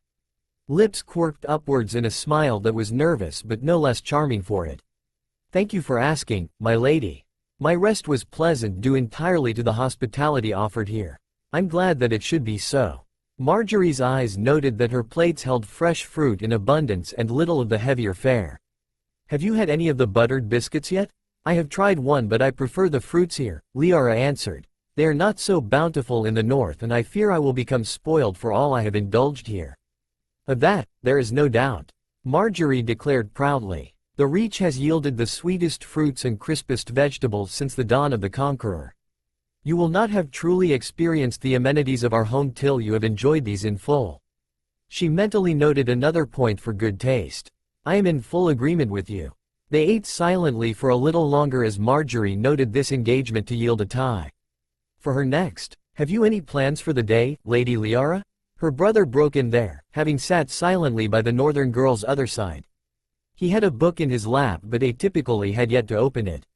I have promised to escort Lady Liara around the gardens. A stroll amongst the gardens? That's far too romantic for such a short acquaintance. Marjorie thought, panicked. Her eyes moved to her grandmother, Lady Olenna, having observed her silently thus far, and received a short inclination towards the baseborn girl. I have wanted to take a stroll this morning, brother. Allow me to escort Lady Liara instead. Her brother's brow furrowed. There is no need for that. I have the time. Nonsense, brother. You have so many tasks on your shoulders already, and it would give me pleasure to complete one of them on your behalf. Marjorie, I am capable of fulfilling all of the tasks I have, alone. While that may be so, grandson, I would like a useful mind to help me look through the budget for the next harvest, Lady Olenna stated. As you are free, you will be my help. It's not like Mace will be any good for it. Willis looked to be on the verge of protest and wasn't that interesting, for he rarely denied grandmother, but he eventually inclined his head. Her brother proceeded to focus the whole of his attention to the breakfast in front of him. Indifference shone for the sharp slant of his eyebrows. He looked to be sulking in the same manner as he had on Laura's last name day, when she had stolen the last of the strawberry wine. Marjorie looked at her grandmother with gratitude clearly present and then returned to a puzzled and mildly anxious Liara Snow. The baseborn girl was beautiful, adding 1 point, politically ignorant, removing 1 point, and seemed not to care for the change in circumstances. Oh dear, not only was Willis falling for the usurper's dog's bastard, but he could not even induce her to return the affection. I hope that you are not displeased with myself as a host? Marjorie inquired, unsure which response would worry her more. I assure you that I have extensive knowledge of the gardens around my home. Liara smiled back. No, I am honored that you would take the time to escort me, my lady. I have heard many wonderful things about the variety of flowers available here. We have had many seeds imported from around Westeros and even the Free Cities. Is there any bloom in particular that you would like to see? Lily of the Valley and Wolf's Bane would be lovely. Perhaps some elephant ear, if you should have it. The first two are pretty enough, but why should she want elephant ear? Those are not the commonly named flowers, Lady Liara. Perhaps not, but they are certainly useful. I had hoped to gather a few cuttings and bleed the leaves and petals for their poison, Liara confessed, her easy smile belying the blank stare Marjorie presented her. The smile started to fade. Is that okay? I've read a little of how Dornish warriors coat their blades in poison and had hoped to do the same. Well, at least it's not the most poorly thought out assassination plan I've ever heard, Marjorie acknowledged. She considered that the young woman had been reading about Dornish weapons when her brother's latest gift from Prince Oberin was a text on the same subject, and tried not to laugh. She failed. A very unladylike snort left her and Marjorie blushed to the color of fire. She had never liked the sound of her humor. It was entirely too coarse, and yet Liara Snow did not even notice. Or at least she did not form a jape for it. 1 point. Is there humor in my request, Lady Marjorie? Forgive me, Lady Liara, but I had simply considered my other brother. The youngest of my elder brothers, Sir Loris, has the habit of awarding a fully bloomed rose to a beautiful woman at the end of each joust. It seems my other brother has adopted the habit, though I think any other lady will take offense to wearing protective gloves merely to accept her gift. The two laughed quietly amongst themselves, drawing some attention from the remainder of the table and a brief yet silent altercation as her grandmother swiftly prevented her father from interfering. Willis looked at her forlornly, less an heir and more the sulking child that felt himself hard done by. I have heard that rosewater has medicinal values of its own, Liara finally remarked. Yes, it's a fine method of staunching blood flow for scrapes and such, Marjorie informed her. The two girls, and Marjorie knew that Liara was close to her own age, 1 year younger compared to Willis' 6, spent the rest of breakfast on the topic of plants and their medicinal values. The baseborn girl excused herself briefly to speak to a friend and then walked down to a table only one setting below, where she had a quick conversation with Samwell Tarly. She did not know much about the boy, than that he was a poor fighter despite being the son of one of the Reach's finest generals. He seemed at ease around the other girl though, and unaware of the jealous stares, including from her own poor brother, for having such a lovely conversational partner. Liara returned a few moments later and Marjorie quietly debated on the propriety of asking about their conversation. It wasn't all that proper, but her brother looked so woefully curious. Fortunately, the other girl volunteered the information. I've told Sam that I couldn't make it to our morning practice today and that he was to do so without me. He promised to take a few swings. And you believe that he will uphold that promise?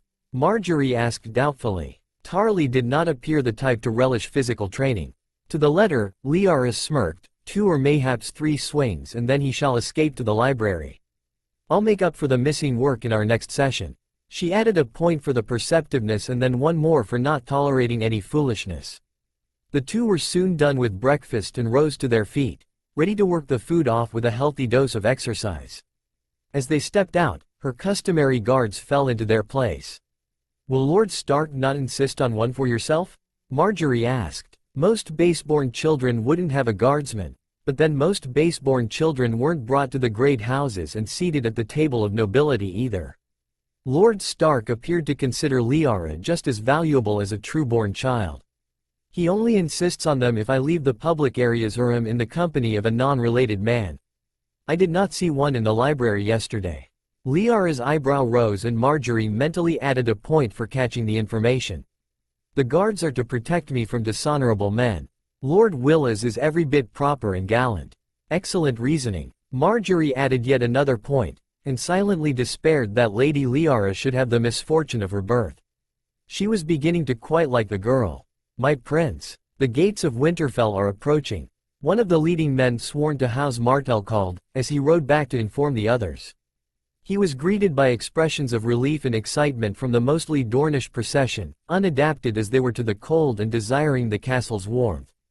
The few northern men leading them, chiefly wearing the green and blue of House Manderley, exchanged looks of amusement as their guests' evident discomfort. As grateful as I am for a dragon still living, I do wish Lord Stark had the sense to raise her somewhere else, Prince Oberin groused from his horse. It's not natural for snow to fall in the summer. Oberin, do try to keep the treason silent, a dark-haired man hissed beneath his breath. Do not worry, my friend. My voice is too soft and their steeds too far, for any words to carry, the Red Viper chuckled. Do you think we can empty Stark's larder of the good wine before the usurper arrives? You know as well as I that we cannot. It was a stroke of luck for them that they were arriving as quickly as they were. Luck in the form of the ships that Prince Doran had ordered to carry them and the gaudy, incrementally slow wheelhouse that the Queen insisted on carrying the royals. They would have at least a moon's turn to study the supposed bastard of the Honorable Lord Stark before the royal family arrived. That was a curiosity for his companion alone though, for deep in his bones, Lord Arthur Dayne knew that his princess was there. Sir Arthur Dayne, Knight of the Kingsguard and Sword of the Morning, died 10 and 7 years ago at the Tower of Joy. 11 moons later, after Lord Stark had returned his bones to Starfall, a babe was born to Lord Alaric Dayne, and his wife, Lady Bellaria. The son bore such an uncanny resemblance to his uncle that Lord Alaric was moved to name him, Arthur, for the brother he had loved so deeply and lost to duty and war. Arthur Dayne, the firstborn of Lord Alaric, grew up as a clever and happy child. He took to his lessons with startling proficiency, particularly swordsmanship wherein his talent matured even more quickly than his famous uncle's. His father even japed that had he not been present for the birth, he would have believed his brother to be drinking from the legendary Roynish springs of youth. It was closer to the truth than any at the time knew, for in many ways, Arthur truly was remembering skills that he had learned once before. Not that every lesson came easily for him. A lord's heir and a second son were not guaranteed the same education in measure, and many lessons in finance, in politics, in diplomacy, and in management challenged him. Not that his tutors had much to despair over, for there was an uncommon maturity in the heir to Starfall, one that compelled him to devote countless hours to his studies and duties. Lord Alaric had been brimming in pride, and even more so, when Lady Bellaria delivered a second son 2 years later. The fair-haired and violet-eyed Edric was devoted to his older brother and adored in turn by Arthur. The older boy spent many hours in his brother's company, even after their father died at the Greyjoy Rebellion and Arthur became Lord of Starfall at 7 named days. The responsibility had muted some of his youthful cheer and burned a deep dislike of Ironborn in him. His following days were immersed in the work expected of the Lord of Starfall and studying to be a knight under one of his bannermen. Arthur achieved knighthood less than 2 years past, at an impressively young age, and gained confidence in his ability to lead his house in the same period. Life had meandered along until 2 moons passed when he welcomed his 6th and 10th nameday with a burning fever. A fever that gifted him with memories of a life that ended nearly a year before his began. He remembered a woman with golden, sun-kissed skin placing a gentle hand over her swollen womb. A man with silver hair playing a haunting melody on the harp. Another woman with storm-gray eyes riding as swiftly as the wind, laughter ringing in the air. Names came to him too. Elia, Rhaegar, Lyanna. He remembered a little girl with luminously dark eyes playing with a black kitten. A rosy-cheeked babe of a few moons waving a pudgy fist in the air. A snow-skinned babe born too early, bathed in blood and wailing loudly in the air. Rhaenys, Aegon, Visenya. Who were these people that caused his heart to quicken so painfully? The memories expanded to a life he did not remember and an honor he did not earn. Arthur loved and loved again as the Kingsguard knight he had never been. He died for an oath he had never sworn. Then Arthur opened his eyes to a concerned violet gaze and, brother, came to his tongue for a boy who was not Aluric. Edric was Aluric's son. He was Aluric's son and yet he was not, too, for he was Esser Arthur Dayne, Sword of the Morning and Knight of the Kingsguard. It took a heartbeat or 10 to gather his surroundings to his brother's room his room. He was Lord of Starfall and to respond to the Maester's inquiry. He spent the day bedridden and trying to decide if he was Esser or Lord, only to come to the conclusion of both. One life he had lived and loathed and when he died, the 7 blessed him to another. He was Arthur Dayne. He had only ever been Arthur Dayne, regardless of which title was bestowed upon him. And Arthur Dayne had once sworn an oath to his best friend to protect his youngest daughter. A child that his memories as heir to Starfall informed him was likely Lord Stark's bastard.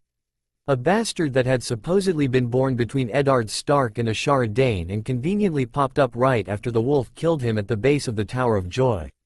If that suspicion were true, Visenya Targaryen was alive. She was protected by the actions of her uncle and Arthur's gratefulness was such that he almost forgave the man for killing him. Almost. Yes, it had been a war and Arthur would have likely been killed regardless when he refused to bend the knee, but that was not the point. And yes, technically speaking, Eddard Stark gave him and his brothers the option of admitting the truth and surrendering thrice, but he didn't have a knife stabbed to his back. There was also the small matter of the wolf dishonoring his sister and then marrying a trout. Arthur remembered that well enough. The next day he sent a raven requesting Prince Oberin's presence. One would presume that it would be more sensible to approach the calmer, less temperamental Doran, but the hot-headed younger prince's love for Princess Elia was key. Arthur sat the man down, launched into a quick explanation about his reincarnation. I died and the 7 saw fit to bring me back as my brother's firstborn, and then pressed onwards before the Viper could refute him. Specifically, Arthur related the memory of Rhaegar wedding his second wife, Oberin growing steadily more red in the face until the knight stated that the ceremonial papers were signed by 2 witnesses, Esser Arthur Dayne and Princess Elia Martell. You're lying, Oberin said helplessly. You're lying to me. I can prove otherwise. Arthur was sympathetic. He knew how the older man sustained himself by his burning hatred of Rhaegar and his wolf bitch. You didn't want Rhaegar to marry Elia. Everyone knows that. I raged at my mother for days. You thought he would be unfaithful, so you tested him by taking Rhaegar to a tavern and plying him with ale. You forced 6 tankards of the strongest spirits you could find, and when he was spinning on his feet, you brought out a painted whore. Rhaegar had the presence of mind to reject her and you sulked about it for a sennight. Oberin was gaping at him. How only Luwin and I were there, Arthur finished. You swore us all to secrecy before Princess Elia could be told. He continued to relate his memories, particularly of when he was a child trying to tag along on the adventures of his older brother and the prince. Eventually the Viper admitted his belief and Arthur related his involvement the war. The mention of a fledgling plan to spirit out the royal children from King's Landing before Aerys madness could take them caused the man to go still. Are you saying that my nephew and niece could be alive? There was so much hope in those eyes that a part of Arthur's heart broke when he shook his head. I do not know, my prince. The last letter we received from the capital said that another babe of Aegon's coloring had been found, but that they were still looking for another for Rhaenys. I don't know if the plan was ever executed. His head was smashed in. No one would know the difference, if there's even the slightest chance. Then it would be in the hands of John Connington. He was the one Rhaegar entrusted their safety to, and if nothing else, his loyalty to Rhaegar and his children is commendable. So Ilya's children received their father's admirer while Lyanna Stark and her daughter received 3 members of the Kingsguard. The Viper's tone dripped with poison. The atrocity at King's Landing was beyond what anyone could have ever imagined, Arthur stated flatly. There are 4 options for the throne, my prince. Viserys is Aerys' son, a beggar grown as mad as his father. I would rather put the Stark's daughter on the throne. Yes, a second option would be Visenya, provided that her elder brother is not found. If he is, then House Dane and, I hope, House Martell would support Aegon's claim. A son of Ilya's will always have our support, Oberin stated fiercely. And the 4th, with the least claim to the throne, is Daenerys Targaryen, Arthur finished. 1 in the north, 2 wandering the free cities, and the 4th I believe is in Essos too. Jon had extensive contacts in Essos from his time as King's Hand and he speaks Valyrian fluently. He would move Aegon around often to limit exposure to him, and there is also his extensive seafaring ability to consider. I find myself with a desire to travel the ports of Essos then. Oberin's eyes lit up. Come Lord Dane, I believe my brother would care to have an audience with you. The meeting with Prince Doran was even more nerve-wracking than the one with Oberin, but it also went well. Mostly. It ended with Arthur sitting very still on his seat while Doran calmly refused Oberin's request to search the Free City ports. His arguments, that the Viper was too well known, that whomever had arranged Aegon's potential hiding hadn't approached them for some unknown reason and should therefore not be tipped off, that the usurper might take notice, and that a known dragon in hand was more valuable at the moment were all sound arguments. The last was underlined by the prince's spies reporting that Baratheon planned to go north and make his old friend, Hand. Such a loyal dog the usurper has, Doran mused, guarding dragonspawn in the heart of the north. The last had spurred Arthur into echoing the prince's sentiments and receiving a glare from Oberin for his troubles. Eventually it was decided that Lord Arthur Dane, desiring to meet his bastard cousin for the first time, would travel north to do so. Arthur would be accompanied by Prince Oberin and his paramour Ellaria Sand, who enjoyed traveling to exotic locales and could represent Doran for renegotiating the next year's taxes.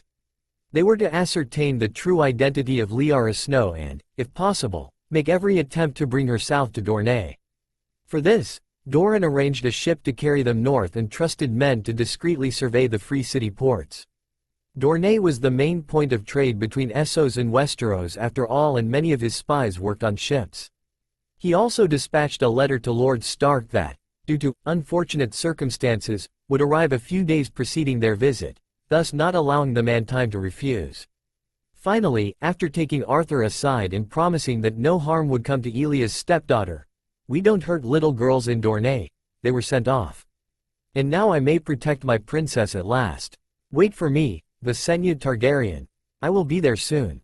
Lord Eddard Stark was the most nervous person in the courtyard this afternoon. One would think that the honor would belong to his bastard daughter, Liara Snow, who was smoothing down the front of her dress for perhaps the 15th time, but they would be wrong. Liara was nervous about meeting a member of her mother's house for the first time certainly, but that was precisely the problem.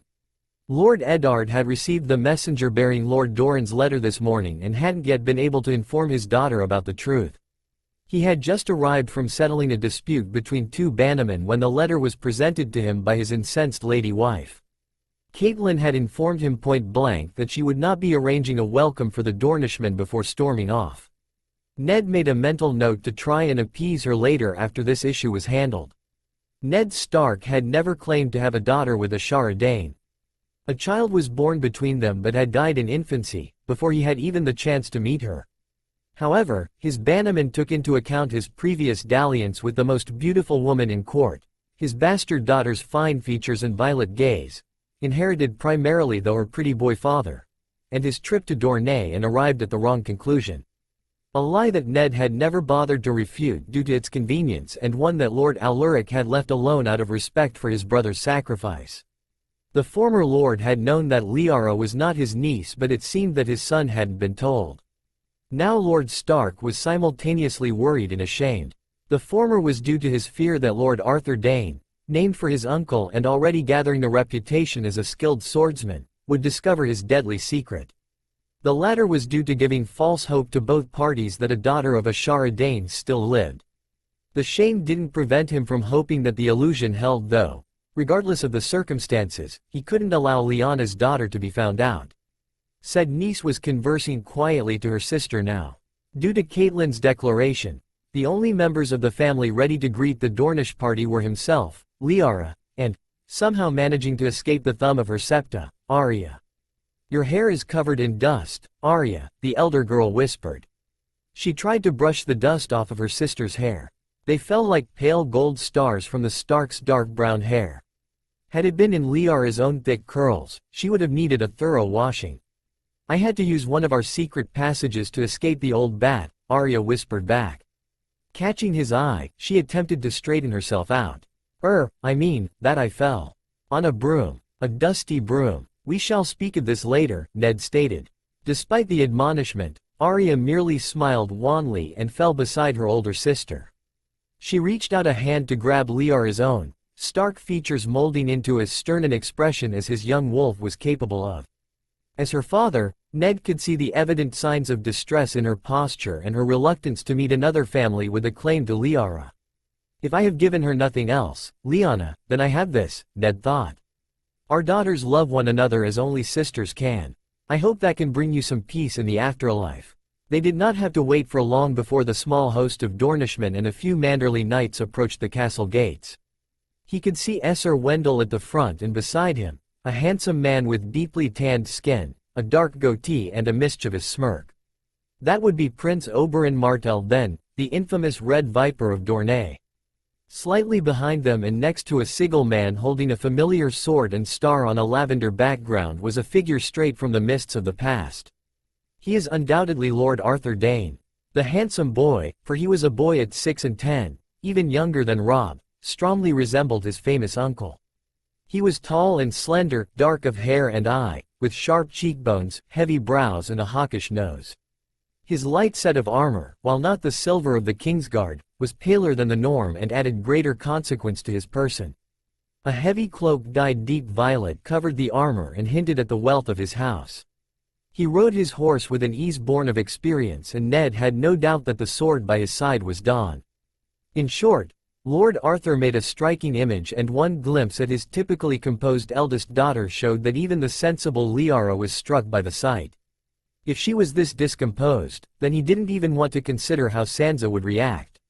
The protective father in him was even more riled by how Liara's gaze was being returned. Lord Dane was staring at the rosy-cheeked girl with a silent infatuation that was visible for all to see. Ned stepped forward as the men began to ride through the gate. He angled his body slightly to cover Liara's form, gratified when Lord Dane finally pulled his gaze away and cleared his throat. "Prince Oberin, Lord Dane, Esser Wyman.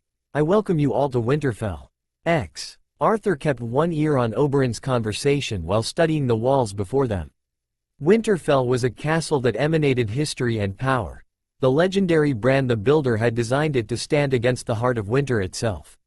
The people living in the castle were the archetypes of their home, proud, stern, honorable and unyielding, as he remembered Lord Eddard to be.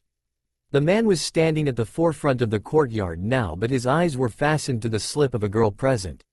Visenya Targaryen was the spitting image of Lyanna Stark, made even more attractive by her Valyrian heritage.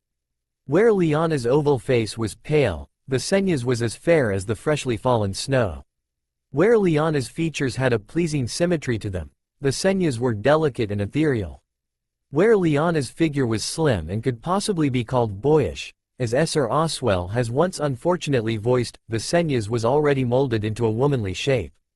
She had evidently inherited Queen Rhaella's traits in that regard, along with those breathtakingly beautiful violet eyes. Rhaegar had been able to persuade almost anyone to do almost anything with those eyes alone. Visenya's gaze met his own and Arthur tried to put his best foot forward with a friendly smile. She didn't return it but he attributed that lapse to the pink flush rising in her cheeks. The Dane knight inwardly frowned as he catalogued her lack of warm cloak. She must be quite cold out here. Had Ned not the sense to outfit the girl properly if she was to be waiting reception on them? The man currently the focus of his ire stepped forward and Arthur turned a displeased gaze on him. He was startled to receive an equally irritated one. What does he have to be angry about? I'm not the one that brought Visenya out to a snow-filled courtyard improperly attired. His bow was worthy of the most fastidious courtiers. Thank you for welcoming us to your home. Lord Stark gave him a terse nod in response and he fell silent, his part in the upcoming courtesies complete. Prince Oberin, a man who was his elder by age if not necessarily maturity, engaged the man next, discussing the details of their stay and thanking him for the hospitality offered to the party. Arthur quietly eyed the cloakless girls, his unguarded stare drawing the eldest dark-haired one to meet his gaze with a perplexed look. Knowing that it was inappropriate to offer but not willing to let Rhaegar's little girl suffer the cold any longer, Arthur unfastened his cloak. My lady, may I offer you my cloak? It is a little chilly outside. Those familiar eyes widened. Thank you, my lord, but I am fine. And, you need not call me lady. It would not be for long, he answered earnestly, undaunted by the rejection. Rhaegar had been too prideful to voice his discomfort too. A red flush infused her cheeks and he worried that she would catch a cold for this hubris. Please take this cloak, my lady. You are dressed in merely a gown with snow under your feet. My sister is fine, Lord Dane, the younger girl interrupted. She is a Stark of Winterfell and we can handle a little snow on the ground. If you are certain, Arthur answered doubtfully. He hadn't a chance to press further as Ned moved away from Oberin and invited them inside in a clipped tone. The Dane passed his horse, a loyal chestnut steed named Starburst for the shock of white on his forehead, over to his manservant, Willian, and followed. He took the opportunity to fall into step beside Visenya. I am Lord Arthur Dane of Starfall. Liara Snow, she replied, eyes flickering over uncertainly, of Winterfell. And I'm Arya Stark, Liara's sister, the other girl piped up. It's a pleasure to meet you both, particularly you, Liara. I'm not certain if you know this but we are kin. He wasn't comfortable with implying that she was his sister, Ashara's daughter, but knew it a necessary evil at the time. Though, in a manner of speaking, they were very distant kin by way of Lady Diana Dane, wife of King Macer I and Rhaegar's great-great-grandmother. Visenya nodded once, evidently unsure how to continue the conversation. Her younger cousin had no such doubts. Is that why you're here then? To take Liara back to Dorne with you? I merely intended to get to know her better. Though should she ever visit Dorne, I would be pleased to host her in Starfall and introduce her to the wonders of my ancestral home. That offer is extended to you as well. Yeah, well, Arya floundered at the kindness. Are you really a knight? I am. I have been for 2 years now. He is a rather good one too, I admit, Sir Wyman interjected, with a chagrined expression. Thought to join his practice sessions on the road and left the morning with more bruises than I could count. He has the sword of the morning's talent certainly, Oberin added slyly. My daughters are all envious of his skill with a blade. Your daughters know how to fight? Arya switched her attention to the Prince of Dorne. Oberin's smile grew softer at the mention of his daughters. If nothing else, he was a devoted father to them. They do. My eldest daughter is proficient in the spear, as I am, and my other two practice with a whip and daggers respectively. The others are all too young to decide on a primary weapon. Liara has studied the sword, bow and lance but she's most skilled with the first one, Arya reported proudly. I haven't been able to join the lessons yet though. With your father's permission, I would not mind showing you a little of the blade while I am here. The Dane's offer was met with a conflicted expression by the she-wolf. While Arya Stark seemed determined to dislike him for some reason, the offer of lessons by a true knight was difficult to refuse. She relayed the offer post-haste to her father and received a measured nod in response. Arya turned to smile brightly at him. Arthur was almost taken aback by how familiar that expression was. It looked eerily familiar to Lyanna Starks when the Kingsguard had been convinced to escort her to a brief ride on the lands surrounding the Tower of Joy. I suppose you're not that bad after all, the mist-eyed girl said. Welcome to Winterfell, Lord Dane. X.